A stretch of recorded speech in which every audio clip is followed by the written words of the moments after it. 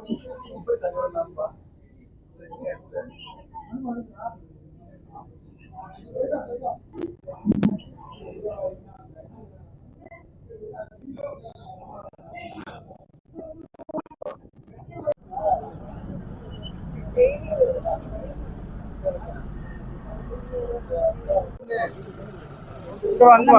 இங்க வா, இங்க வா.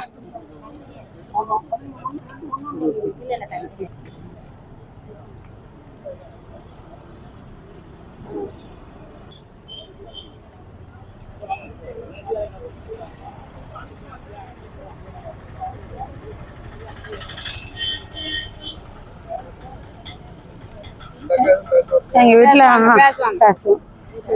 எங்க வீட்டுல எந்த ஆம்பளை பையனும் இல்லை, நீங்க நிறைவேற்றிட்டாங்க எங்க அண்ணன் தம்பியான்னு சொல்றேன். எங்க வீட்டுல எந்த அண்ணன் தம்பி எல்லாம் கிடையாது சார். நாங்க கூட பிறந்த 4 பொட்ட பிள்ளைங்க தான். எங்களை வந்து அலைய வைக்காம அரசு சொன்ன அவ்வளவு கோரிக்கையும் இந்த ஒரு வாரத்துல எங்களுக்கு நிறைவேற்றி தரணும். இல்லைன்னா திரும்பி நாங்க குழந்தைய தூக்கிட்டு இங்கதான் வரணும். நீங்க தான் அதுக்கு பொறுப்பு, நீங்க தான் அதுக்கு சாட்சி. அவ்வளவுதான். அவளால பேச 4 நாளா உண்ணாவிரதம் இருக்கா, பச்சை தண்ணி கூட குடிக்கல. இங்கதான் போய் பார்க்கணும். கோரிக்கை மனுக்காக ஆட்சித்தலைவரை பார்க்க வந்தோம் நாங்க.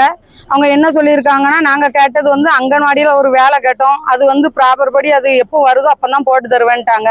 அவங்க ஒரு கோரிக்கை நேற்று எங்களுக்கு சொன்னாங்க. அப்ப அதை நிறைவேற்றிட்டாங்கன்னு நாங்க கேட்டோம்.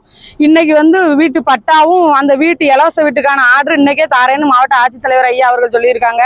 அதுபோல் ஆதரவற்ற விதவைக்கான சர்டிபிகேட், இந்த பையனோட படிப்பு செலவுக்கு, இவளோட வாழ்வாதாரத்துக்கு அந்த அந்த கோரிக்கையை ஃபுல்லா ஒரு வாரத்துக்குள்ள இவளோட எல்லா சடங்கும் முடிஞ்சதுக்கு அப்புறம் தாசில்தாரோ இல்ல ஆரையோ நேரடியா பல ஊருக்கு வர சொல்லி வீட்டிலே வச்சு எல்லாத்தையும் நான் இது பண்ணி தந்துருதேன். உங்களுக்கு இன்னும் 2 மாசத்துக்குள்ள எல்லா கோரிக்கையும் நிறைவேற்றி தந்துருதான் இருக்காரு. பட்டா அன்னைக்கே தந்துருதான் இருக்காங்க. அதனால நாங்க வந்து இப்போ அந்த போராட்டத்தை நிற்பட்டி பாடியை வாங்குறதுக்கு சம்மதிச்சிருக்கோம். இன்னும் ஒரு வாரத்துல அவங்க வர சொல்றேன்னு இருக்காங்க தாசில்தார. அவங்க வரலன்னா நாங்க மீண்டும் கலெக்டரை வந்து பார்க்க வருவோம். பத்திரிகைக்கார தம்பி எல்லாம் உடன்பிறப்பா நினைச்சு கேட்டுக்கிடுதேன். நாங்க வந்து இது இன்னும் வளரும் சமுதாயம் இதை மாதிரி வளரவே கூடாதுன்னு சொல்லி நீங்க ஒண்ணு சொல்லி எங்களுக்கு வந்து இதை ஏற்படுத்தி தரணும். இது லாஸ்டா இருக்கணும். இந்த உயிரே லாஸ்டா இருக்கணும். அவ்வளவுதான்.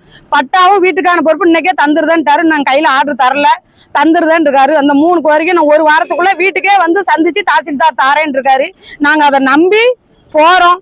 நம்பிக்கையா தான் வாழ்க்கைன்ட்டு நாங்க கடந்து போறோம். வரலன்னா மீண்டும் மாவட்ட ஆட்சித்தலைவர் இங்க வந்து நாங்க பார்ப்போம். வரலன்னா நாங்க அதுக்கான கோரிக்கையை மேற்படும்.